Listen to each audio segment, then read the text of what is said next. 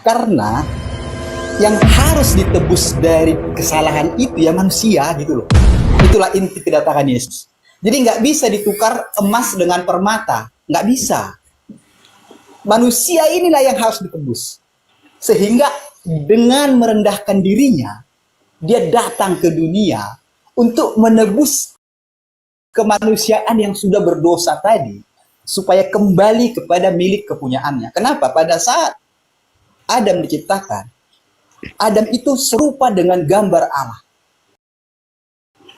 Jadi untuk mengembalikan gambar yang sudah tercoreng oleh dosa ini, dan di sini menunjukkan keadilan Allah. Jadi Allah itu adil, artinya gini, adil, kalau dosa ya harus dihukum. Nggak bisa dia... Ini saya kurang paham Bang, karena diskusinya nggak tahu mau ngarah kemana ini kira-kira. Ya, biarin aja Bang. Nanti kan yang kita pertanyakan ini kan kok jadi manusia sih gitu loh. Itu yang abang pertanyakan ini kan. Yang justru jadi perhatian saya ini Pak CP. Biarin nanti saya tangkapin nanti. Silakan sampai selesai. Lanjut nih. Ya, silakan. Oke, siap. Jadi itu inti daripada kedatangan Yesus itu, karena begitu besar, Yohanes 3:16, karena begitu besar kasih Allah akan dunia ini. Kenapa? Karena begitu besar kasih Allah. Allah ini tidak mau manusia ini karena sudah berdosa, dan upah dosa adalah mati kekal. Allah tidak mau. Jadi untuk menebus ini semua, Allah merendahkan dirinya menjadi manusia sama seperti kita untuk menebus semua dosa yang telah dilakukan manusia. Itu tujuannya. Dan dosa tidak bisa dibayar dengan dosa. Artinya, kalau yang kotor tidak bisa kita bayar dengan yang kotor. Tidak bisa yang kotor membersihkan yang kotor. Harus yang suci supaya yang kotor ini disucikan. Itulah kenapa harus jadi manusia. Kira-kira begitu gambarannya. Oke, lanjutkan Kak. Oke, sudah. Pertama yang harus kita ketahui, juru selamat itu memang Tuhan. Tidak ada yang lain. Cuma bedanya, kalau ajaran samawi sama, Tuhan itu ibaratkan di langit tidak mau turun sendiri. Ya. Sesuai dengan 2 Tawarikh 6:18. Loh katanya dia satu-satunya penyelamat. Kok dia diem melulu di langit tak mau turun? Nah makanya dia mengutus manusia. Maka Musa ini punya tugas 2. Pertama menyelamatkan Israel dari penindasan Fir'aun. Fir'aun mati, sukses Musa. Yang kedua memberi hidup yang kekal di surga. Dengan cara dengarlah Israel, Tuhan Allah kita, Tuhan itu Esa. Karena kekal di surga ini harus mentuhankan Allah itu. Gitu. Berhasil Musa. Karena orang Israel percaya bahwa Tuhan itu Esa, Ulangan 6 ayat 4. Ya, tidak bisa dilihat. Keluaran 33:20. Tidak serupa dengan apapun. Keluaran 9:14, Yesaya 40:18. Berhasil. Nah, di zamannya Daud sama. Tuhan menyelamatkan karena Tuhan juru selamat. Mengutus Daud.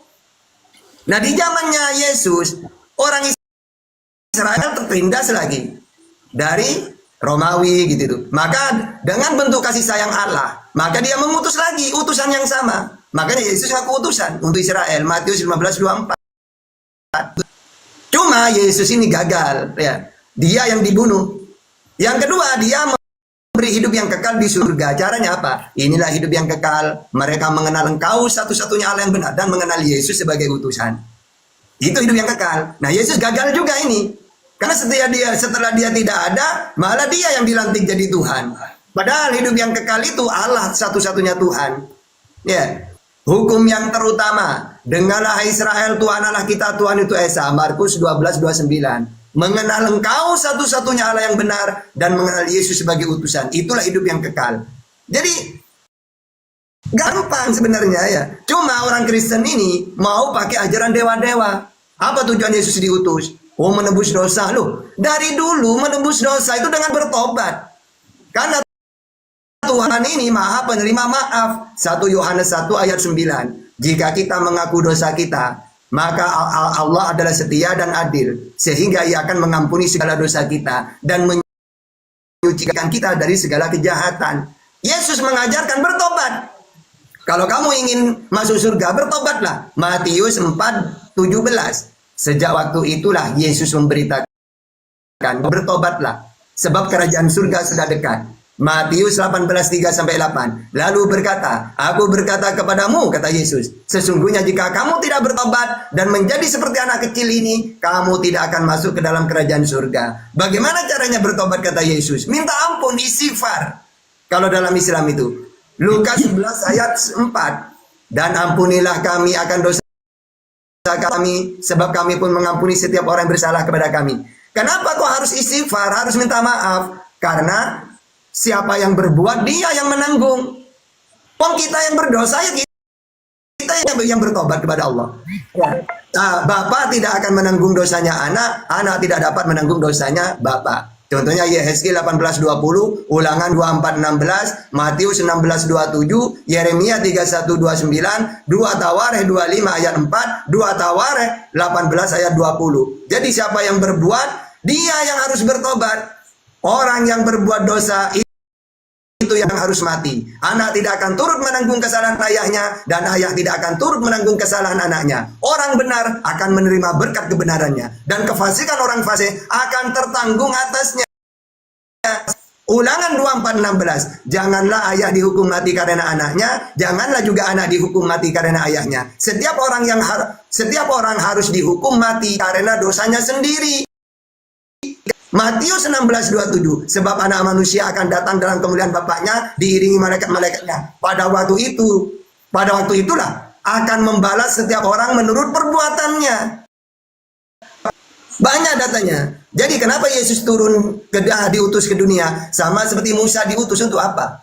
Untuk menyelamatkan manusia supaya dari penindasan orang zalim. Yang kedua, menyelamatkan manusia supaya kekal di surga. Caranya hidup yang kekal apa? Kata Yesus, mentuhankan Allah, dan Yesus diimani sebagai utusan. Itulah hidup yang kekal. Samawi, sama semuanya, ajaran samawi. Ya, oke, lanjut. Saya tanggapi boleh, Pak? Boleh ya. Ini Ya, agak panjang ya. Jadi ada dua hal yang akan saya tanggapi. Pertama adalah kemesiasan Yesus. Yang kedua adalah tadi soal penebusan. Ya. Jadi saya jelaskan pertama bahwa ya kitab suci Kristen itu bersifat progresif. Ya. Di situ ada nilai-nilai historis. Tidak ada satu Alkitab di dunia ini yang bisa menceritakan bagaimana dunia diciptakan dan bagaimana dunia akan berakhir dan bagaimana setelah dunia berakhir ada apa. Jadi semakin lama akan semakin jelas. Dari seluruh perjanjian lama itu sudah menubuatkan akan kedatangan Mesias, mulai daripada kitab Kejadian, ya, pre-evangelium, ya, itu Injil yang pertama sudah menubuatkan akan terjadinya Mesias. Orang Yahudi juga percaya bahwa Mesias juru selamat itu akan datang, hanya perbedaan mereka Mesiasnya berbeda. Jadi semakin lama semakin jelas, semakin lama semakin jelas, sehingga penuh dengan semua nubuat. Ada ratusan, Pak, saya kira tidak perlu saya sebutkan, Bapak juga tahu ada ratusan nubuatan akan Mesias itu. Dan Mesias satu-satunya itu adalah Kristus. Itu sudah digenapkan di dalam perjanjian baru. Dalam perjanjian baru manusia bisa mengerti siapa sebetulnya yang sudah dinubuatkan. Karena di dalam perjanjian baru Yesus mengatakan, aku sudah ada sebelum Abraham ada. Berarti dia yang selalu yang datang secara teofani dalam perjanjian lama. Ya, Yesus juga mengatakan, setelah tertulis kitab mengenai aku, seluruh kitab-kitab para nabi itu menulis tentang aku waktu dia berjalan di Emmaus bersama dua orang. Yesus juga berkata, Musa itu menulis tentang aku. Ya, jadi Yesus sudah mengatakan dia itulah Tuhan. Itu pertama, Mesias, ya. Yang kedua mengenai cara proses penebusan. Kejadian 2 ayat 17, seluruh manusia Adam berbuat dosa. Akibat Adam berbuat dosa, seluruh manusia jatuh dalam dosa. Tetapi ada dua jenis dosa yang dikenal oleh ajaran Kristen. Ya, pertama adalah dosa asal. Dosa asal itu membuat seluruh manusia berstatus, ya, statusnya dosa di hadapan Allah. Yang kedua, dosa perbuatan dari manusia itu sendiri. Nah, dosa perbuatan manusia sendiri dia harus tanggung. Tapi status berdosa akibat kutukan Allah, harus dosa tidak bisa ditebus, tidak bisa diselesaikan oleh manusia. Itu hanya bisa diselesaikan oleh Tuhan. Di dalam Roma ayat 5 ayat 12 mengatakan, dosa telah masuk ke dalam dunia oleh satu orang dan dosa itu juga maut. Jadi upah daripada dosa itu maut. Nah, di dalam kekristenan kita mengenal ada 3 maut, ya. Pertama adalah kematian secara rohani, ya, keterputusan hubungan dengan Tuhan sehingga manusia bermusuhan dengan Tuhan. Yang kedua, keterpisahan antara tubuh dan jiwa, itu adalah kematian. Maut yang paling berat adalah kebinasaan, yaitu keterputusan hubungan dengan Tuhan selama-lamanya di neraka. Ya, jadi maut inilah yang akan menimpa seluruh manusia, tidak ada kecualinya. Semua manusia itu akan mati kalau tidak ada jalan keluar. Oleh karena itu Allah mengutus jalan keluar itu adalah di dalam Mazmur 51 ayat 7, ya. Disebut itu contohnya tadi dosa asal, ya, Mazmur 51 ayat 7. Sesungguhnya dalam kesalahan aku diperanakan, dalam dosa aku dikandung ibuku. Ini bukti bahwa sudah ada dosa itu. Di dalam Efesus 2 ayat 1 dikatakan, kamu dahulu sudah mati karena pelanggaran dan dosa-dosamu. Ini adalah kematian rohani. Ya, dia berbicara kepada orang yang hidup, tapi Paulus mengatakan kamu dahulu sudah mati, berarti mati rohani. Di dalam Roma 3 ayat 23 dikatakan, karena semua orang telah berbuat dosa dan telah kehilangan kemuliaan Allah. Ya, jadi semua orang sekarang sedang menuju ke neraka ini kalau tidak ada penyelesaian oleh Tuhan. Di dalam Roma 6 ayat 23 dikatakan, sebab upah dosa ialah maut, tapi karunia Allah ialah hidup yang kekal di dalam Kristus Yesus. Jadi itu sudah jelas, keselamatan itu hanya berdasarkan karunia, bukan berdasarkan perbuatan manusia. Ya, di dalam oleh karena itulah di dalam Imamat 17 ayat 11 dikatakan, karena nyawa makhluk ada di dalam darahnya, dan aku telah memberikan darah itu kepadamu di atas mezbah untuk mengadakan perdamaian bagi nyawamu, karena darah mengadakan pendamaian dengan perantaraan nyawa. Jadi perdamaian antara manusia dengan Allah itu sudah ditetapkan oleh Allah di dalam, ya, di dalam tipe logi, yaitu darah. Harus ada penumpahan darah untuk mengadakan perdamaian dengan Tuhan. Oleh karena itulah ritual di dalam hukum Taurat itu adalah ritual pengorbanan darah untuk pengampunan dosa. Ya, itu adalah suatu tipologi yang akan digenapkan kelak oleh Yesus Kristus. Di dalam Imamat 7 ayat 37 dan 38 dikatakan, itulah hukum tentang korban bakaran, korban sajian, korban penghapus dosa, korban penebus salah, persembahan pentahbisan dan korban keselamatan yang diperintahkan Tuhan kepada Musa di atas gunung Sinai pada hari Tuhan, memerintahkan kepada orang Israel mempersembahkan persembahan mereka kepada Tuhan di padang gurun Sinai. Yesaya 53 ayat 10, tetapi Tuhan berkehendak meremukkan dia dengan kesakitan apabila ia menyerahkan dirinya sebagai korban penebus salah. Ia akan melihat keturunannya, umurnya akan lanjut, dan kehendak Tuhan akan terlaksana. Inilah nubuat yang paling tepat, ya, Yesaya 53 ayat. Seluruh kitab Yesaya 53 itu menunjukkan siapa Yesus itu. Yesus itulah korban penebus salah yang akan datang kelak. Itulah nubuat. Ya, oleh karena itu saya selesaikan sedikit lagi, Pak. Di dalam 1 Korintus 6 ayat 20 dikatakan, sebab kamu telah dibeli harganya, telah dibayar lunas. Oleh karena itu muliakanlah Allah dengan tubuhmu. Jadi berarti kita ini sudah ditebus, ya, oleh Yesus Kristus. Jadi Allah itu adalah kasih dan adil. Kalau Allah itu mengampuni begitu saja semua dosa-dosa manusia, Allah itu kasih tapi dia tidak adil. Tapi Allah yang adil harus menghukum semua dosa manusia. Dan seluruh manusia itu sudah berdosa. Hakim manusia saja curi ayam dihukum, apalagi dosa melawan Tuhan, itu dosa yang sangat berat sekali. Bagaimana Tuhan bisa mengampuni begitu saja? Dia harus adil, dia juga harus menghakimi. Oleh karena itulah Yesus Yesus memikul semua dosa manusia itu sehingga manusia bisa diselamatkan. Dan mereka yang meminta pengampunan dosa adalah mereka yang sudah menerima iman di dalam Yesus Kristus. Tanpa iman di dalam Yesus Kristus, semua pengampunan dosa manusia tidak akan diterima oleh Tuhan. Karena keselamatan hanya berdasarkan iman. Sekian, terima kasih. Mau percaya dengan tidak terserah. Oke, jadi ini ya. Inilah bedanya Samawi dengan pagan ya. Pertama, kalau Samawi, Mesias itu bukan Tuhan. Mesias itu orang yang dipercaya, yang diurapi, yang punya tugas. Punya tugas dari Tuhan, yaitu menyelamatkan. itu Mesias. Tapi kalau pagan, Mesias ini ya Tuhan gitu, turun gitu. Yang kedua, memang sudah tertulis, benar kata Yesus, bahwasanya Musa sudah menulis tentang aku. Ya Ulangan 18 itu. Seorang nabi akan kubangkitkan bagi mereka dari antara saudara mereka, seperti engkau ini Musa. Aku akan menaruh firmanku dalam mulutnya. Makanya kata Yesus, apa yang aku sampaikan sebagaimana difirmankan oleh Allah kepadaku. Ini kalau ajaran samawi, ya dia sama seperti Musa. Diberi firman, penyampai firman, Yohanes 3:34. Utusan itu penyampai firman. Tapi kalau ajaran samawi, ya Tuhan itu gitu, dewa itu gitu. Jadi memang Musa menulis tentang Yesus. Ini seorang nabi. Atau di dalam Yesaya 19:20, Tuhan akan menyelamatkan Israel dengan mengutus seorang. Ya seperti Musa. Musa kan penyelamat dia. Coba baca kisah para Rasul 7:35. Ya, Musa lah inilah yang kamu tolak. Padahal Musa ini seorang pemimpin dan penyelamat. Nah, penyelamat. Yesus juga penyelamat. Cuma Yesus gagal. Dia yang dibunuh gitu deh. Terus ajaran samawi itu korban ya. Korban itu binatang yang halal dimakan. Gak boleh korban buaya, gak boleh. Manusia apa? Singa gak boleh. Harus domba. Gitu. Nah terus kalau ajaran pagan tumbal. Apa tumbal itu? Korban darah manusia. Nah ini ajaran pagan. Jadi kalau ada orang, contohnya orang-orang Jawa ya, pingin kaya, kadang-kadang ditumbalkan anaknya. Ajaran iblis, tumbal itu. Kalau ajaran samawi, korban binatang.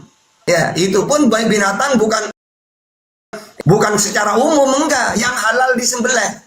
Ya, seperti buaya, singa enggak boleh, apalagi manusia. Nah, kalau ajaran dewa Molok, memang korban itu darah manusia.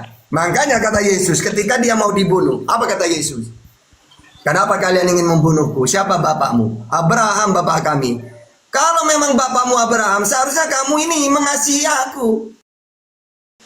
Kok malah membunuh? Iblislah bapakmu. Dialah pembunuh manusia sejak semula. Jadi membunuh manusia itu kata Yesus iblis. Memang rencana iblis kata Yesus. Benar itu. Pada akhirnya iblis yang membisikkan ke Yudas. Nah, kalau Yesus ini mati menebus dosa, ya menebus ke iblis. Karena kalau korban perintah manusia, perintah Tuhan, berarti nebus dosa kepada Tuhan. Tapi kalau yang mengingini Yesus dalam Yohanes 8:44, yang mengingini iblis, tidak mungkin kan iblis punya rencana gini, aduh saya sayang ke manusia, biar ditebus dosanya, saya bunuh Yesus. Tidak mungkin kan, masa iblis membantu manusia supaya ditebus?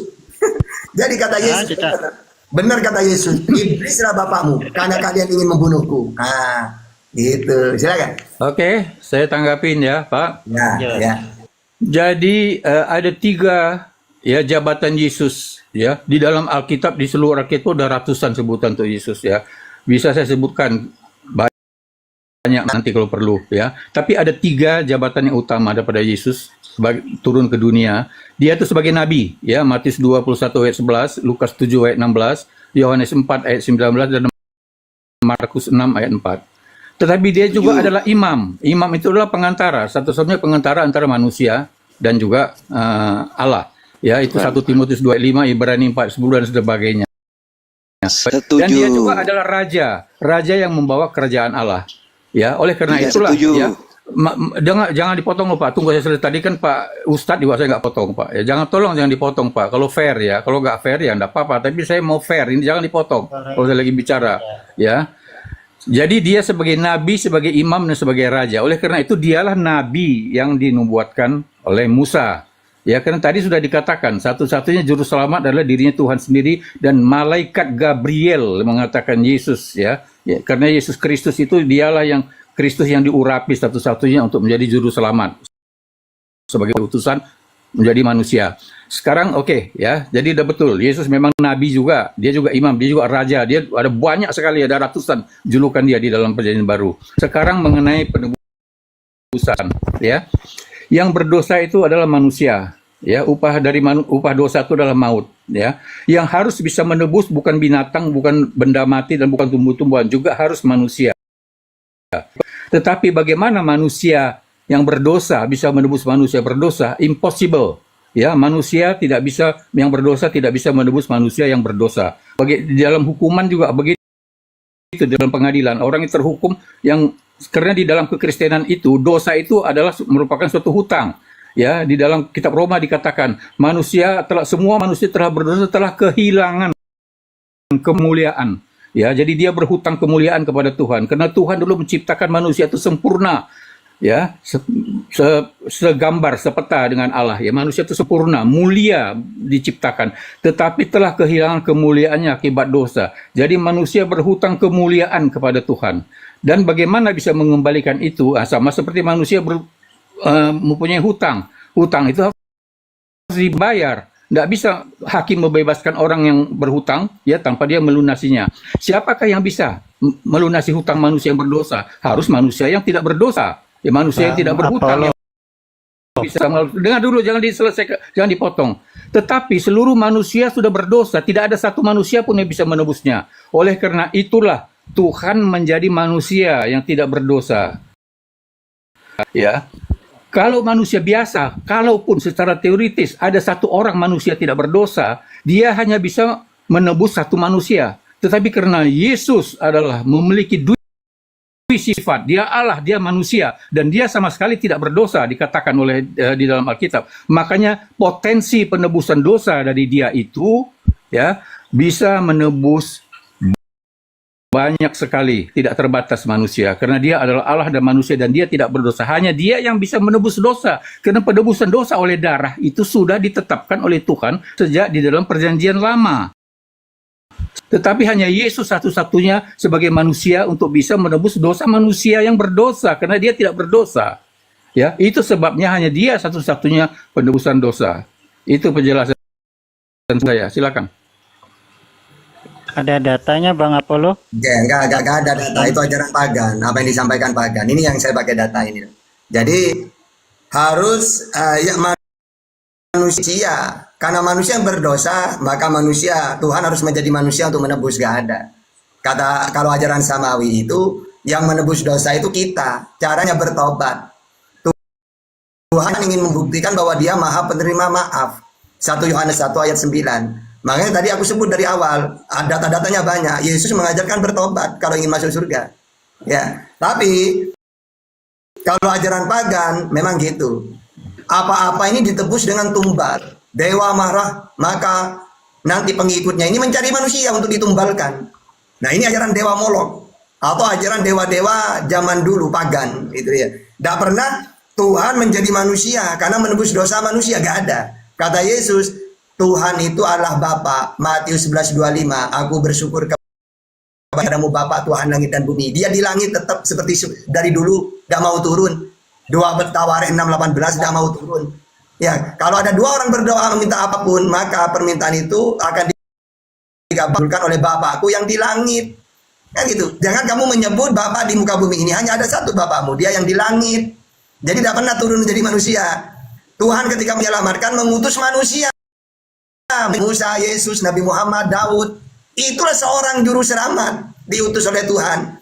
Ya, bukan ajaran dewa-dewa. Ya, jadi apologi ini dari tadi tidak pakai data, tapi saya tahu dia pakai ajaran pagan semua itu.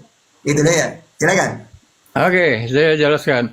Kalau mencari persamaan, Pak, ya, semua agama itu ya ada persamaannya dengan para dewa. Pokoknya nggak usah diulang-ulang, Bapak. Ya. Pak Apollo kita sudah menjelaskan kita itu. Dari tadi Bapak sudah ngomong seperti itu, persamaan-persamaan. Ya, kita harus melihat perbedaan, karena itu kan diulang-ulang juga dari tadi. Mengatakan itu pagan, mengatakan itu yang Bapak jelaskan itu Bapak itu tanpa data.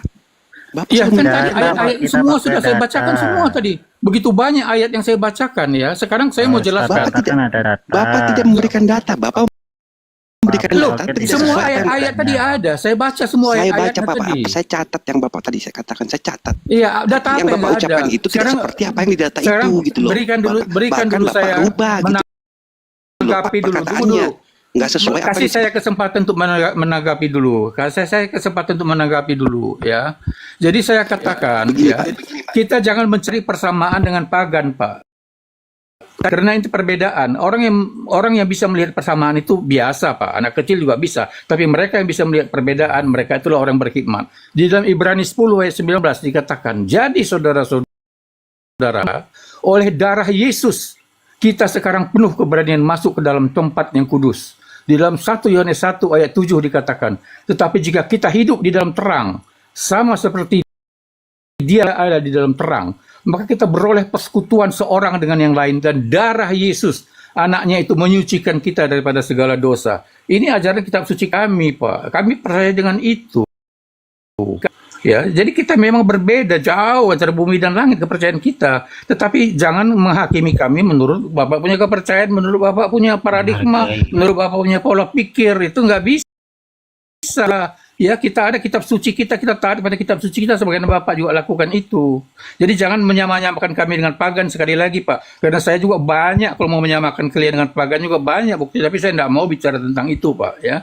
Jadi sekali lagi saya katakan jangan menyamakan kami dengan pagan. Kami berbeda dengan pagan. Iya. Coba kita bahas satu-satu ya. Kalau ajaran samawi itu Tuhan itu satu-satunya Allah doang, tidak ada yang lain. Kata Yesus, hukum yang terutama dengarlah Israel, Tuhan Allah kita, Tuhan itu Esa. Tepat sekali guru, dia Esa, tidak ada yang lain selain dia. Musa juga gitu, Ulangan 6 ayat 4. Nabi Muhammad juga gitu, Qul Allahu ahad. Tapi kalau kita tahu ajaran pagan itu biasanya 3. Ya, coba ya, di Arab itu dewa itu banyak. Tapi intinya 3. Ya, yaitu Lata, Uzza, Manat. Ya. Begitu juga, coba kita baca di dalam Dewa Roma itu banyak, tapi 3 rata-rata yang besar itu siapa? Jupiter, Juno, Minerva. Di Yunani juga 3 dewanya, Zeus, Hera, Athena. Di Mesir 3, dewa Heros, Osiris, Isis. Ya, nah nanti kalau Kristen Bapa, Anak, Roh Kudus, sama sebenarnya. Tidak mau mereka satu Bapa doang, tidak mau. Kalau Yesus kan Bapa doang. Ya, yang kedua, kalau samawi itu korban binatang. Kalau pagan darah manusia tumbal. Nah, siapa yang sama ini? Ya. Terus samawi itu sama, Tuhan tidak mau turun ke dunia, 2 Tawarin 6:18 atau Matius 18:19. Terus siapa yang punya Tuhan turun jadi manusia? Pagan. Ya, Kristen pingin sama dengan pagan lagi. Jadi Tuhan harus turun ke dunia untuk menebus dosa. Kan pagan.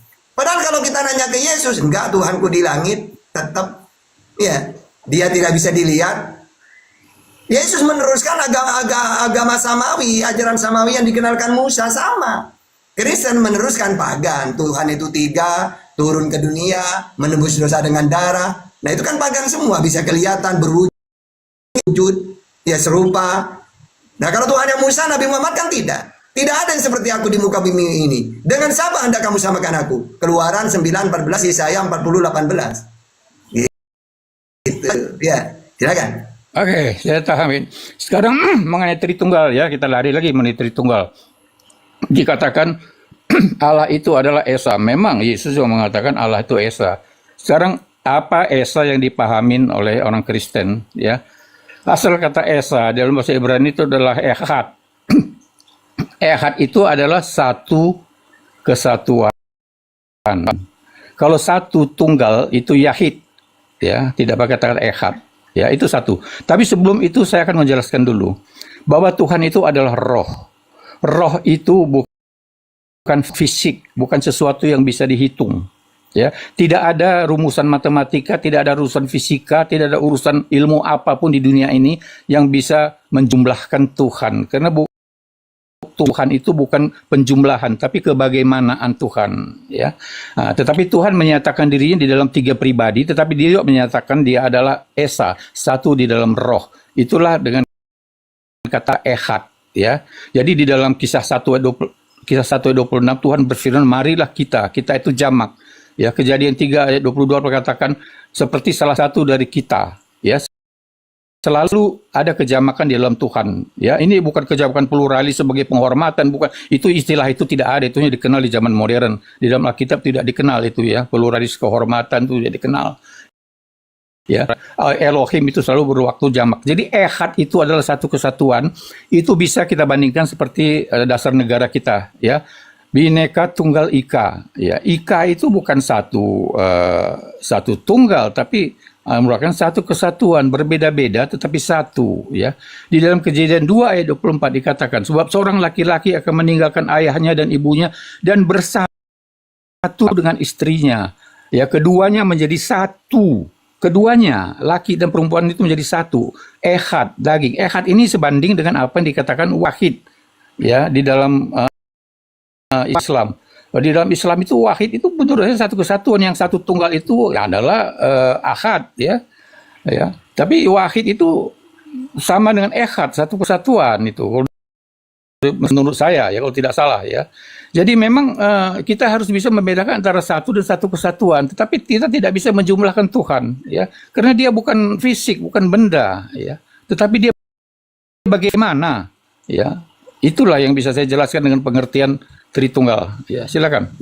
Jadi kalau dalam ajaran Samawi, baik itu orang Yahudi, ehad itu ya satu, untuk menolak ajaran pagan. Nah, kalau dalam bahasa Arab lebih bagus lagi penjelasannya. Kalau ahad itu peniadaan, karena orang Arab ini menyembah Allah pakai perantara, berhala. Maka, katakan Muhammad, Allah itu satu, jangan pakai perantara. Sama seperti Kristen ini tahu Tuhan itu Allah, tapi mereka pakai perantara Yesus. Nah, ini berarti bukan ahad ini. Kata Yesus, mengenal engkau satu-satu hal yang benar, ya, atau dengar Israel, Tuhan Allah kita, Tuhan itu Esa, tepat guru. Dia Esa satu, tidak ada yang lain. Nah, terus kalau wahid apa? Penetapan. Penetapan itu Tuhan itu cuma satu gitu. Jangan sampai ada lagi. Karena orang Arab tahu Tuhan itu Allah, tapi mereka pakai pelantara. Menyembah berhala sama dengan menyembah Allah gitu. Sama dengan Kristen, menyembah Yesus sama saja. Dengan alasan apa lah? Dijadikan Tritunggal apa sama? Itulah pagan gitu. Jadi kalau ahad dengan wahid, ahad ini peniadaan bahwa Tuhan itu cuma satu, jangan lagi ada pelantara. Kalau wahid penetapan, ya, bahwa Tuhan, makanya ketika ada wahid pasti ada kalimat ilah. Wa ilahukum ilahu wahid. Kenapa kok ada wahid di sini? Karena sebelum wahid ada ilah. Bahwa Tuhan itu cuma satu gitu loh. Tapi kalau ahad langsung qul huwallahu ahad. Ya, Anda kan tidak wa ilahukum ilahu wahid. Anda kan tidak ada ilah. Pasti gini, wa ilahukum wahid, ahad. Jadi dalam Islam tetap Tuhan itu tetap satu. Mau ahad, mau wahid, tetap satu-satunya sudah. Gitu loh ya. Itu bedanya. Bahkan orang Yahudi sampai sekarang ketika ditanya, bener nggak? Bagaimana Yahudi tentang ahad itu, Esa itu? Ya tidak seperti Kristen. Kalau Kristen kan Esa itu masih melibatkan menambah-nambah Tuhan lagi. Contohnya Yesus Tuhan, Tuhan. Allah Tuhan, Tuhan. Roh Kudus Tuhan, Tuhan. Tapi kalau ahad dalam bahasa Samawi tidak. Sama dengan gini loh. Jupiter dewa, dewa. Juno ya dewa. Minerva dewa. Berapa dewa? Ya tiga. Bapa Tuhan, Tuhan. Roh Kudus Tuhan, Tuhan. Anak Tuhan, Tuhan. Ya tiga Tuhan tetap. Itulah pagan gitu loh. Oke, lanjut. Ya, oke. Jadi kembali saya mengatakan bahwa ya Yesus itu adalah Tuhan. Ya, di dalam Yohanes 17 ayat 5 dikatakan ya. Oleh sebab itu ya Bapa, permuliakanlah aku padamu sendiri dengan kemuliaan yang kumiliki di hadiratmu sebelum dunia ada. Sebelum dunia ada, Yesus itu sudah memiliki kemuliaan. Dan dia berkata kepada Bapa ini. Berarti jelas ada dua pribadi. Sama seperti di dalam Yohanes 1 ayat 1. Ya, Hotheos.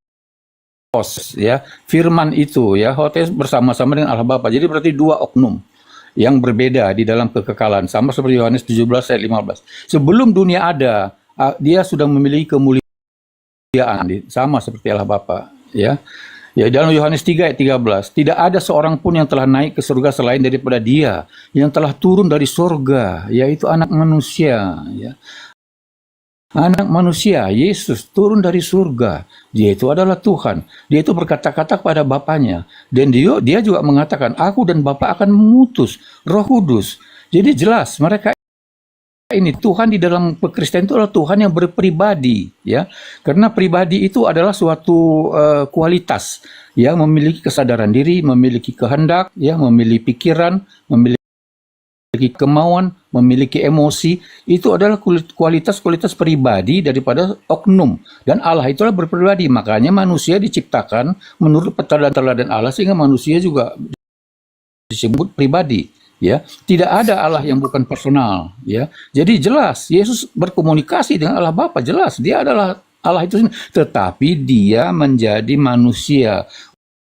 Oleh karena itu, kalau kita menilai apa yang dilakukan oleh manusia di dunia, harus kita lihat dia itu bertindak dalam kapasitas sebagai Allah. Dia mengampuni dosa, ya, dia melakukan mujizat, kadang-kadang atas nama dirinya sendiri, kadang-kadang dia meminta kepada Tuhan untuk menunjukkan bahwa manusia juga harus berdoa, harus meminta kepada Tuhan, dan dia juga mengampuni dosa, dan dia disembah baik oleh malaikat, baik oleh para rasul maupun orang percaya. Dia disembah. Tuhan itu tidak perlu minta disembah. Semua orang mengenal siapa Tuhannya. Orang tahu kalau dia bukan Tuhan, tidak ada. Malaikat sendiri tidak akan menyembah dia kalau dia bukan Tuhan. Ya. Tetapi jelas dia disembah. Ya, itu penjelasan saya bahwa Tritunggal itu adalah ajaran, walaupun istilahnya tidak ada. Sama seperti kalian percaya kepada Tauhid, tapi tidak ada satu kata Tauhid pun di dalam seluruh Al-Quran. Demikian juga dalam Tritunggal. Ya, kita percaya Tritunggal itu ada, karena ajarannya penuh di dalam seluruh Alkitab mengenai Tritunggal. Begitu komentar saya. Ini akan saya bantah pakai data ya, karena kami umat Islam pasti menguasai Bible gitu. Jadi gini, Yesus itu Tuhan, kata Bang Apologet ini. Dengan alasan, ya Bapak permuliakanlah aku. Justru bukan Tuhan dia. Maksudnya permuliakanlah aku sebelum aku ada. Ini sama dengan dalam Islam, semua para nabi bahkan tahta ini sudah ada sebelum dunia ada. Karena dalam syariat Islam, Allah telah mencatat segala kejadian-kejadian di dalam Lauhul Mahfud. Dari permulaan zaman sampai akhir zaman. Baik berupa kisah Nabi dan Rasul. Jadi sebelum dunia Allah ini menciptakan langit dan bumi, Nabi-Nabi ini sudah tercatat. Oh, nanti Yesus, kamu Yesus, orang mulia nanti karena aku jadikan Nabi. Udah tertulis. Mana datanya dalam Islam itu? Wa ma min ghaibatin fis sama'i wal ardi illa fi kitabim mubin. An-Naml ayat 75. Bahwa semua manusia sebelum Allah menciptakan langit dan bumi sudah tertulis. Oh, tahta ini akan lahir tanggal sekian. Ya, dia laki-laki. Ya, terus matinya tanggal sekian. Ada, Yesus juga gitu. Oh, Yesus ini seorang nabi, dia mulia. Makanya, dengan dia mengatakan, ya Bapak pemuliakanlah aku. Ya, sebelum dunia ada. Gitu. Maksudnya apa? Sudah ada di Lauhul Mahfud, tidak masalah. Yang kedua, Yesus bermujizat. Loh, ingat, justru kalau dia bermujizat bukan Tuhan dia. Karena mujizat itu pemberian Tuhan. Kisah para Rasul 2:22. Untuk apa mujizat itu? Supaya diakui sebagai utusan Tuhan. Tapi kalau ajaran pagan, orang bermujizat itu Tuhan, dewa. Hercules disebut putra dewa Zeus karena hebat dia. Yesus dianggap dewa, dianggap Tuhan karena bisa menghidupkan orang mati. Itu ajaran pagan. Tapi kalau ajaran samawi, apa itu mujizat? Sesuatu yang luar biasa yang diberikan oleh Tuhan kepada dia supaya umatnya percaya bahwa dia utusan Tuhan. Makanya ketika Yesus menghidupkan Lazarus dalam Yohanes 8, Yohanes 11:41 sampai 44, apa kata Yesus? Tuhan, biar mereka percaya, kan banyak orang nih mengelilingi aku. Beri aku mujizat Tuhan supaya mereka percaya bahwa Engkau ini yang mengutus aku. Karena kalau saya diberi mujizat, pasti mereka percaya, Tuhan, kalau aku ini utusanmu. Sama seperti Nabi Muhammad dulu. Muhammad, katanya kamu utusan, mana buktinya? Apa? Bukti apa? Loh, namanya utusan itu punya bukti, sesuatu yang luar biasa. Kamu mana? Akhirnya di hadapan mereka, iktarobati sya'awan sakol komar. Apa? Di hadapan mereka, mereka melihat sendiri itu. Ya, apa? Sesuatu yang luar biasa. Apa? Nabi membelah bulan di hadapan mereka. Untuk apa itu? Supaya mereka percaya bahwa Nabi Muhammad utusan Tuhan. Sama seperti Yesus, Yohanes 11:41. Dia menghidupkan Lazarus, apa kata Yesus? Supaya orang-orang percaya bahwa dia utusan Tuhan, bukan sebagai Tuhan. Yang terakhir, Yesus mengampuni dosa. Gak ada. Gak pernah Yesus mengampuni dosa. Kalau dia mengatakan gini, dosamu diampuni, bukan Yesus yang mengampuni. Dalam Yohanes 12:50, apa yang aku sampaikan sebagaimana yang difirmankan oleh Allah kepadaku. Yesus, ya Tuhan, sampaikan ke wanita itu dosanya diampuni. Oke. Wahai wanita, dosamu diampuni. Bukan Yesus yang mengampuni. Karena dia utusan penyampai firman. Tuhan yang memberi firman ini loh yang mengampuni. Karena Yesus hanya penyampai. Apa yang aku sampaikan sebagaimana difirmankan oleh Allah kepadaku. Yohanes 12:50. Tapi kalau ajaran pagan, Tuhan dia itu buktinya bisa mengampuni dosa. Padahal Yesus menyampaikan firman Tuhan yang dia dengar. Makanya dalam Yohanes 15:15, aku menyampaikan segala sesuatu yang ku dengar dari Bapa. Oke. Oke, lanjut. Oke, ya. Pak Anak apologet, manusia. apologet dikit, aku dikit aja. Sebentar, Boleh, Pak? setelah aku nanti, sebentar ya. Nanti nggak nyambung ini, biar aku sebentar aja. Ini mengenai anak manusia. Siapakah anak manusia? Ya, di dalam perjanjian lama, ya Daniel ya sudah melihat ya anak manusia itulah Allah yang turun dari dunia beserta malaikatnya. Di dalam perjanjian baru, Matius 9 ayat 6, ya Yesus sendiri berkata, tetapi supaya kamu tahu bahwa di dunia ini anak manusia berkuasa mengampuni dosa. Lalu berkatalah ia kepada orang lumpuh itu, bangunlah, angkatlah tempat tidurmu dan pulanglah ke rumahmu. Mengapa dia tidak mengatakan, ampunilah dosa-dosamu? Kalau dia hanya mengatakan itu, orang tidak tahu bahwa dia berkuasa. Kenapa? Hanya ngomong doang loh. Tetapi dia mengatakan, bangunlah, angkatlah tempat tidurmu dan pulang ke rumahmu. Itu bukti bahwa dia sudah mengampuni dosa. Karena ada buktinya manusia, akhirnya orang itu bisa bangun. Ya, dia bisa kembali manusia normal, lepas dari penyakitnya. Itulah bukti bahwa dia bisa mengampuni dosa. Dan dia sendiri mengatakan, anak manusia berkuasa mengampuni dosa. Ya silakan, teman saya mau meneruskan. Silakan. Tunggu. Saya tangkapin juga. Maksudnya apa anak manusia bisa mengampuni dosa? Ya semuanya. Makanya kata Yesus, Lukas 11 ayat 4, dan ampunilah kami akan dosa kami, sebagaimana kami pun mengampuni setiap orang yang bersalah kepada kami. Kami bisa juga. Atau di dalam, coba baca, anak manusia bisa mengampuni dosa. Bukan hanya Yesus. Yohanes 20:23. Jikalau kamu mengampuni dosa orang, dosanya diampuni.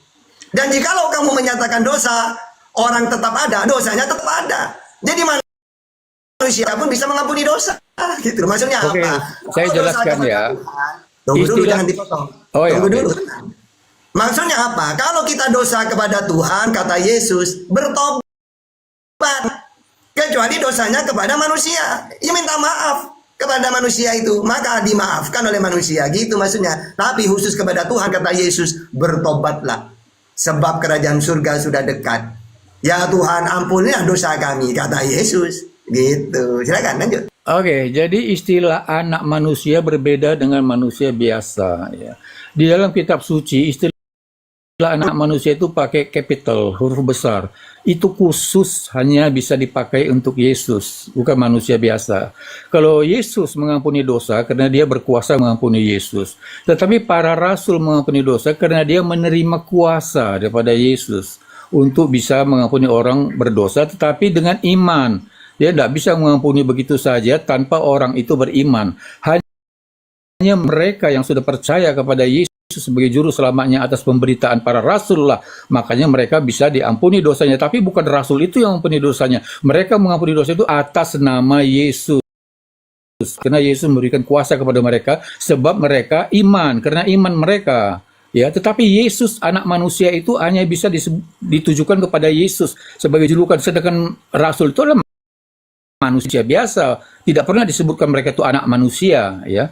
Jadi tolong dibedakan istilah anak manusia ini khusus hanya berlaku bagi Yesus karena dia memang adalah dirinya Tuhan itu sendiri. Itu jawaban saya, ya.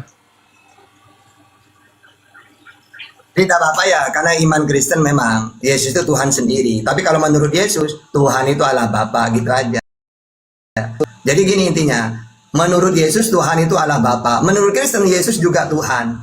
Gitu. Jadi kita tinggal percaya ke Kristen atau ke Yesus, gitu aja. Oke, lanjut. Iya. Ya, oke. sedikit. Silakan tadi ya, silakan. Oke, siap. Jadi ya sebenarnya sepanjang apapun kita berdebat, sebenarnya Tuhan sedang bersedih sebenarnya ya. Tapi ya Pak Apologet tadi sudah menjelaskan sebenarnya sangat jelas Ya, sangat jelas sekali, sangat rinci. Dan memang iman Kristen. Dan sebenarnya Yesus ini adalah penjelasan tentang keesaan Allah sebenarnya. Itu intinya. Tapi lebih daripada itu, Yesus ini adalah bukti kasih Allah. Itu sebenarnya intinya. Tapi ya kalau kita memang ibaratnya sudah berbeda pendapat tentang dosa tadi, kita sudah berbeda di situ, memang nggak ketemu dia. Nggak ketemu. Jadi ya itu yang penting kami sudah sampaikan menurut iman kami. Pak Apologet tadi sudah sangat jelas, kata-kata yang salah, apa segala macam, mungkin hati panas, minta maaf untuk semuanya, khususnya untuk Pak Ustadz ya. Saya permisi ya, Tuhan Yesus memberkati. Pak Apologet, lanjutkan ya. Oke, terima kasih Pak. Nah ini ya oke. Jadi kekeliruannya ini loh ya. Kami umat ajaran samawi tahu kasih Allah, kasih sayang Allah itu dia mengutus utusan. Karena kalau dia tidak mengutus utusan, bagaimana manusia kenal Tuhan? Dengan bentuk kasih sayang Allah, maka dia mengutus seorang. Benar. Kalau dia tidak mengutus, ya salah manusia itu nanti. Kan tidak akan kenal Tuhan. Maka dengan bentuk kasih sayangnya, maka dia mengutus Yesus. Saya itu sayang ke manusia, ke Israel. Karena saya sayang, saya utus, bawa mereka ke surga ya. Bagaimana caranya Tuhan? Bilang bahwa hidup yang kekal itu harus mengenal aku, Allah. Dan kamu ngaku utusanku. Nabi Muhammad juga gitu. La ilaha illallah Muhammad Rasulullah. Itulah pintu surga. Makanya kalau ada orang masuk Islam, apa yang pertama kali diberikan? Kunci surga. La ilaha illallah. Tiada Tuhan selain Allah. Dan Muhammad utusannya Allah. Begitu juga Yesus. Kalau kamu ingin masuk surga, kekal di surga, mengenal Allah yang satu-satunya dan mengenal aku sebagai utusan. Setiap nabi diutus kepada umatnya ngomong seperti itu. Nah, Kristen tidak mau Yesus, saya pingin pagan aja lah. Kamu saya tuhankan juga. Ya neraka tempatnya. Karena tidak ada. Coba carikan satu data. Kalau kamu ingin hidup yang kekal, tuhankanlah aku. Gak ada.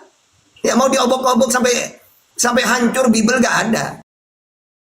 Karena kunci surga kata Yesus, mentuhankan Allah, Yesus utusannya Allah. Yohanes 17:3, Yohanes 5:24, Matius 19:16. Yesus sebagai utusan hidup yang kekal itu. Jadi percuma pakai data yang banyak, apapun tetap ketika dikembalikan ke Yesus, maka Islam yang benar. Karena Islam mengakui Yesus utusan. Kristen mengakui Yesus Tuhan. Nanya ke Yesus, yang benar yang mana yang masuk surga? Yang mengaku aku utusan. Nah, kembali lagi kan Islam lagi yang benar. Gitu. Lanjut. Oke, ya. Jadi di dalam kekristenan itu harus dibedakan, ya. Ada dua macam utusan di dalam kekristenan, ya. Para nabi dan para rasul utusan untuk memberitakan bahwa juru selamat itu akan datang. Itu tugas mereka, ya. Tugas utama daripada manusia sebagai utusan adalah untuk memberitakan bahwa Tuhan akan datang. Oleh karena itulah Nabi Yohanes Pembaptis mengatakan adalah suara-suara yang ada ya di padang gembala memberitakan bahwa Sang Mesias akan datang. Itu tugas utusan manusia biasa. Tetapi Yesus sebagai utusan itulah penggenapan daripada semua nubuatan-nubuatan dari para nabi dan para rasul. Bukan para nabi maksud saya dalam perjanjian lama. Semua nubuatan para nabi di perjanjian lama itu, Yesus itulah yang sudah menggenapinya. Dia itu adalah Mesias, dia itulah utusan yang khusus untuk menebus dosa-dosa manusia. Ya, tidak ada manusia bisa menebus dosa manusia. Makanya berbeda utusannya antara manusia biasa dengan Yesus. Ya, manusia biasa sebagai utusan tidak untuk menebus dosa, tapi untuk memberitakan Sang Mesias Juru Selamat akan datang. Tapi Yesus sebagai utusan khusus untuk menyelamatkan manusia melalui darahnya, untuk menggenapkan semua ya nubuatan dalam perjanjian lama. Itu saya kira bedanya, dua macam utusan. Ya. Oke. Jadi kalau pengakuan Yesus sebagai Tuhan, tidak ada pengakuan, tidak ada nubuatnya. Ingat ya, tidak ada pengakuan Yesus dan tidak ada nubuatnya di perjanjian lama. Tapi kalau Yesus ngaku nabi, utusan, ada nubuatnya. Dan ada pengakuan Yesus. Ini bedanya. Pertama, Yesus mengaku nabi, ada nubuatnya. Ulangan 18:18. Allah akan membangkitkan nabi seperti Musa, ada. Terus Yesus mengaku penyelamat, ya sebagaimana Musa penyelamat juga, ada datanya. Yesaya 19:20 cocok. Tapi kalau Yesus sebagai Tuhan dan ada nubuatnya, gak ada perjanjian lama Tuhan akan turun. Dan Yesus juga ada ngaku sebagai Tuhan. Tapi kalau Yesus mengaku nabi, juru selamat seperti Musa, Yesus mengakui nubuatnya ada. Jadi Kristen ini yang tidak ada diadakan, yang ada tidak dipakai. Itulah Kristen. Gitu. Lanjut. Ya, oke. Jadi seperti saya katakan tadi ya, bahwa Alkitab itu bersifat progresif ya. Di dalam perjanjian lama sebetulnya tadi saya sudah katakan ya, disebut dengan anak manusia itu adalah dirinya Allah sendiri yang datang dari langit berserta dengan malaikatnya. Hanya Tuhanlah yang bisa datang berserta dengan para malaikatnya. Anak manusia itu sudah dibuatkan, memang itu adalah Tuhan oleh Daniel, Nabi Daniel. Nah, di dalam perjanjian barulah menjadi jelas siapakah Mesias itu. Itulah yang dikatakan oleh malaikat Gabriel di dalam Lukas 2 ayat 11. Hari ini telah lahir bagimu juru selamat, yaitu Kristus Tuhan di kota Daud.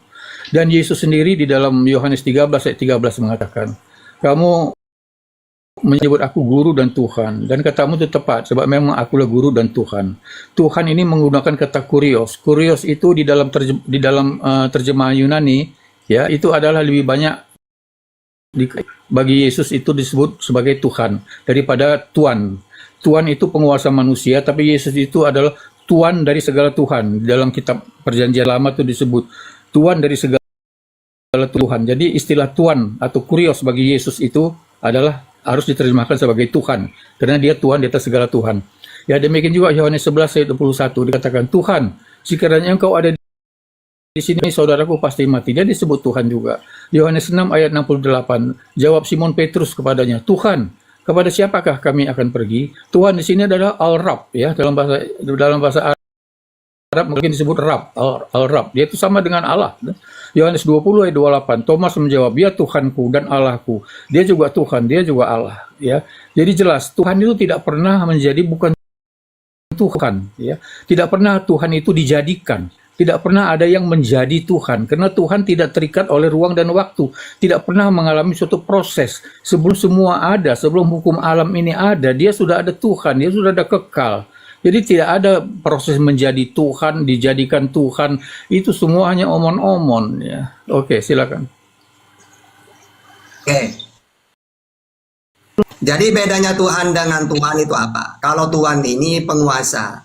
Kalau di Jawa orang Galawi itu Gusti itu.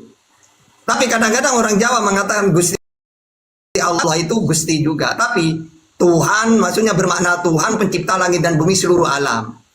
Kalau Gusti kepada orang Galawi sama seperti Yesus. Gusti Yesus berarti kedudukan Yesus ini seperti orang Galawi, Kamandanu gitu.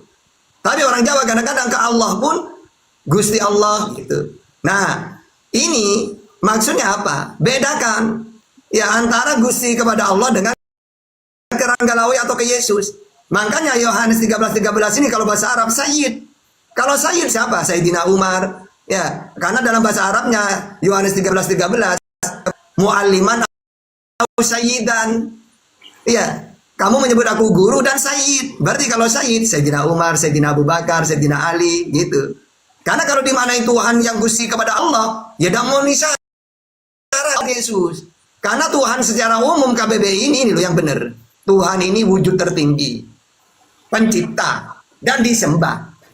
Nah menurut Yesus siapa ini? Allah Bapa. Karena wujud tertinggi Allah Bapa. Di dalam Yohanes 13:16 dan Yohanes 14:28, Bapa lebih tinggi, lebih besar. Berarti wujud tertinggi Bapa, Bapa yang Tuhan, Yesus bukan. Yang kedua disembah. Yesus menyembah, bukan disembah. Yohanes 4:22, kamu menyembah apa yang tidak kamu kenal kami. Yesus menyembah apa yang kami kenal. Siapa yang Yesus sembah? Allah Bapa, Tuhan langit dan bumi, Matius 11:25. Yang ketiga pencipta. Pada mulanya Allah menciptakan langit dan bumi. Yesus enggak. Jadi Yesus ini lemah. Apa? Yohanes 5, 30, aku tidak bisa berbuat apa-apa. Ya, jadi tidak memenuhi syarat dia. Cuma oleh Kristen dipagankan dia gitu. Lanjut. Ya, mungkin tadi Pak Ustadz belum masuk ya, waktu saya sudah menjelaskan mengenai sifat hipotetis dari natur Yesus sebagai Allah dan manusia. Dia Allah dan manusia mempunyai sifat yang hipotetis ya. Dua sifat di dalam satu pribadi. Oleh karena itu memang kita harus membedakan ya, Yesus itu ya sedang bertindak sebagai manusia karena dia juga lapar, dia juga haus, dia juga berdoa kepada Allah Bapa, memberikan pedoman bagaimana caranya manusia harus berdoa ya, dan dia juga bisa mati sebagai dalam keadaannya sebagai manusia seperti dikatakan oleh Alkitab. Jadi kalau dia bertindak selayaknya manusia, memang dia manusia seutuhnya. Tetapi dia juga Tuhan seperti bukti-bukti yang saya berikan. Karena dia juga di dalam Yohanes 1, ayat 1 dan 3 ya. Pada mulanya adalah firman. Firman itu adalah Yesus ini ya. Yesus itu adalah nama daripada sang firman yang menjadi manusia. Nama kemanusiaan dari sang firman itu adalah Yesus. Di perjanjian lama itu tidak ada nama Yesus ya. Karena dia belum inkarnasi menjadi manusia. Jadi nama Yesus itu adalah sang firman, oknum Allah yang kedua, anak Allah, anak tunggal Allah. Ya, itulah menjadi manusia dengan nama Yesus. Jadi firman itu bersama-sama dengan Allah. Ya, dia bersama-sama dengan Allah Bapa dalam surga. Firman itu adalah Allah. Jelas menekankan dia itu adalah dirinya Allah. Setara dengan Allah. Karena dia satu hakikat, yaitu roh. Ia pada mulanya bersama-sama dengan Allah. Segala sesuatu dijadikan oleh dia. Dia itu pencipta. Dan tanpa dia tidak ada suatu apapun yang telah terjadi dari segala yang telah dijadikan. Ini kalimat yang paling penting. Tanpa dia tidak ada suatu apapun yang telah jadi dari segala yang telah dijadikan. Dari dia bukan sesuatu yang termasuk di dalam dijadikan. Karena tanpa dia tidak ada suatu apapun yang telah terjadi dari segala yang telah dijadikan. Jelas kalimat ini menyatakan dialah pencipta dan dia bukan bagian daripada pencipta. Nah, itu adalah natur dari sang firman sebagai Allah. Tapi kalau dia menjadi manusia, dia memang melakukan hal-hal yang dilakukan manusia yang kelihatan secara terbatas. Ya, karena dia memang sebagai manusia. Jadi itu adalah kepercayaan orang Kristen yang dipercaya oleh seluruh 2,5 miliar orang Kristen dari 3 denominasi utama, Protestan, Katolik, dan Ortodoks. Itu yang dipercaya oleh mayoritas seluruh orang Kristen, 2,5 miliar orang Kristen di seluruh dunia. Oke, silakan. Ya, jadi itu iman Kristen ya. Kalau saya menyampaikan apa yang disampaikan Yesus saja. Saya tidak mau pakai iman Kristen. Pertama, Yesus itu firman. Benar enggak? Ternyata kalau saya pakai data, tidak. Firman itu sifat. Tidak mungkin menjelma. Tapi diposisikan sebagai sifatnya apa? Kalau Tuhan mendengar, ya tugasnya mendengar. Firman itu perkataan. Berarti perkataan ini diperdengarkan. Tidak akan menjelma. Karena firman itu perkataan, mana datanya? Keluaran 34:28, Yeremia 15:16, Yeremia 30 ayat 4, Yeskiel 3 ayat 4. Karena firman itu perkataan, maka yang benar itu perkataan ini diberikan. Musa menerima perkataan Tuhan Taurat. Yesus menerima perkataan Tuhan Injil. Nabi Muhammad diberikan firman Tuhan Al-Quran. Sedangkan Yesus, Musa, Nabi Muhammad penyampai firman. Yang firman itu adalah yang diterima. Ya, karena memang firman itu keluar dari mulut Tuhan didengar. Mana datanya? Bahwa firman keluar dari mulut Tuhan. Ulangan 5 ayat 22. Yesaya 55 ayat 11. Karena firman itu perkataan keluar dari mulut Tuhan, diperdengarkan. Yesus mendengar. Mana datanya? Yohanes 15:15. Karena aku telah memberitahukan kepada kamu segala sesuatu yang telah kudengar dari Bapa. Yohanes 8:40. Aku seorang yang mengatakan kebenaran kepadamu, yaitu kebenaran yang kudengar dari Allah. Yohanes 8:26. Banyak yang harus kukatakan dan kuhakimi tentang kamu. Akan tetapi dia yang mengutus aku adalah benar. Dan apa yang kudengar daripadanya. Dia tidak pernah firman datang menuju jadi manusia, enggak. Firman itu diterima oleh Yesus. Apa yang aku sampaikan sebagaimana difirmankan oleh Allah kepadaku. Yohanes 12:50. Setelah aku terima, aku dengar, aku sampaikan kepada umatku Israel. Yohanes 17 ayat 8. Jelas kalau kita pakai data. Jadi kalau kita nanya ke Yesus, "Sus, kamu yang benar ini firman jadi manusia atau manusia yang menerima firman?" Kata Yesus, "Tapi ini manusia menerima firman. Yang firman adalah ajaran yang ku dengar, yang ku sampaikan kepada Israel. Itulah firman Tuhan." Kalau dalam Islam, Taurat, Injil, Al-Quran, itu firman Tuhan. Sedangkan Yesus, Musa, Nabi Muhammad penyampai. Gitu. Lanjut. Ya, jadi kembali saya jelaskan lagi apa yang dipercaya oleh Kristen mengenai istilah firman. Ya, di dalam satu kata, baik itu dalam Yohani, dalam kata Yunani atau dalam kata Ibrani, satu kata itu bisa berarti banyak artinya, tergantung konteks kalimat. Ya, di dalam kekristenan itu istilah firman itu ada 3 pengertian yang kita pahami tergantung konteksnya di dalam kalimat. Pertama, firman itu adalah kata benda, oknum, yang disebut dengan hotheos, the God, Allah itu di dalam Yohanes 1 ayat 1. Ya.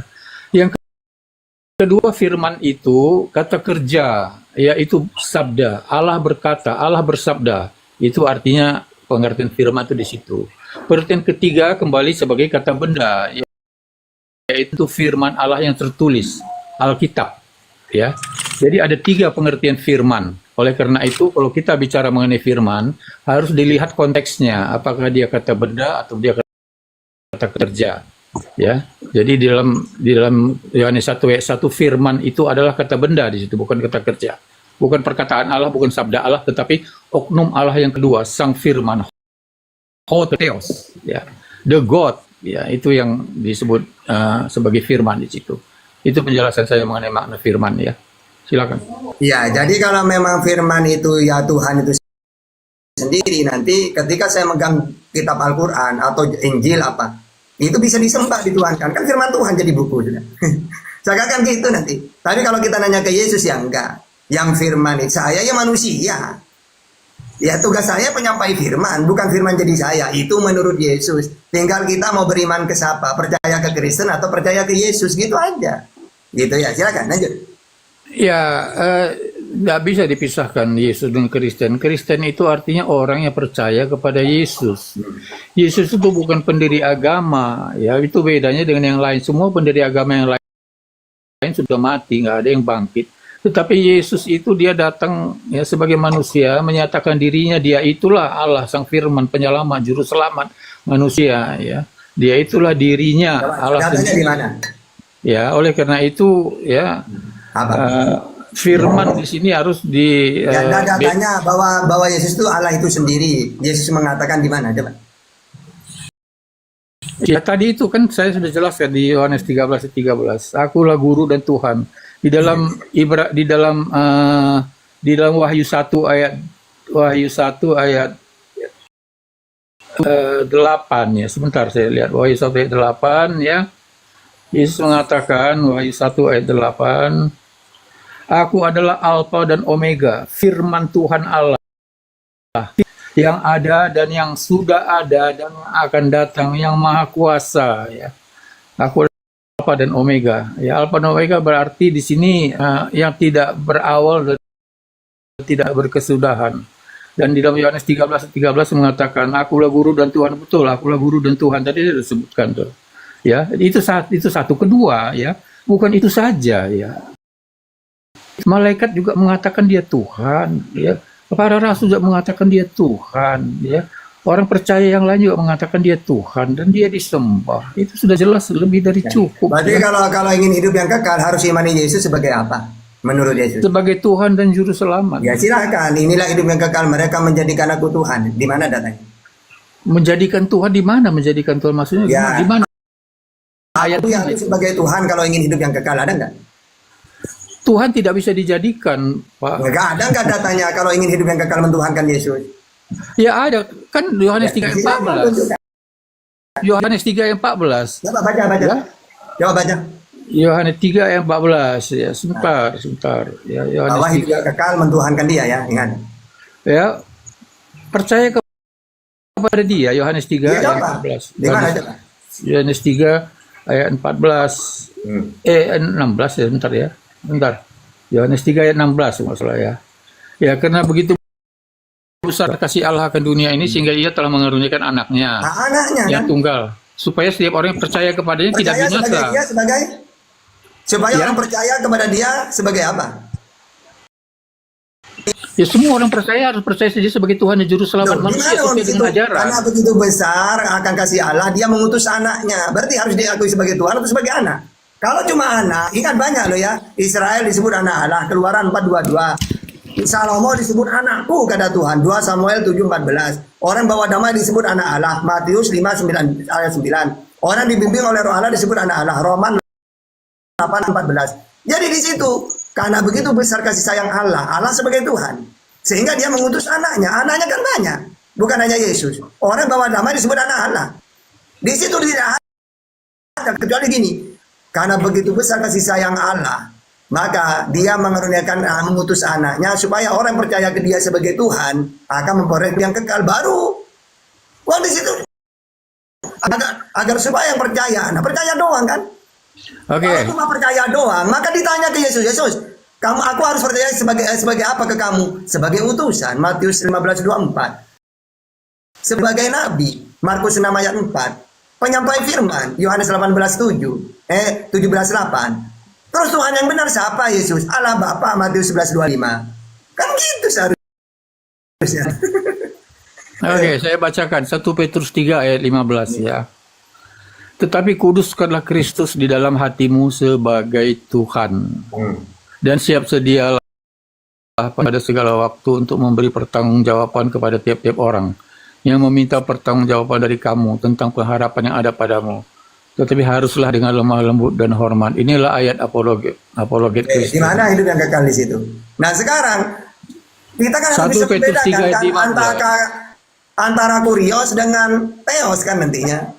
Di situ Tuhan itu bermakna apa?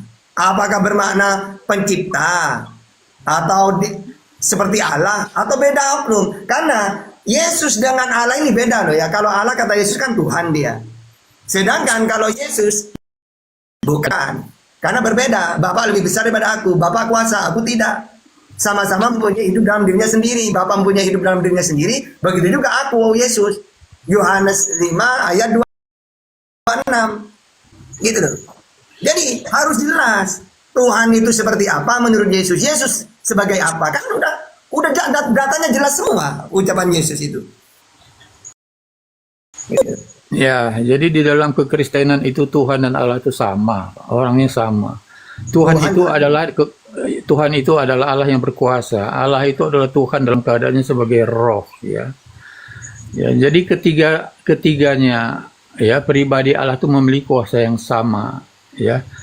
Yesus kuasa nggak Yesus itu kekal tadi Nah, Wahyu Yesus itu 1 bisa nggak? Kalau dia Tuhan, kalau Tuhan kan maha kuasa. Kalau Yesus bisa nggak berbuat apa-apa dari dirinya? Saya jelaskan dulu ya.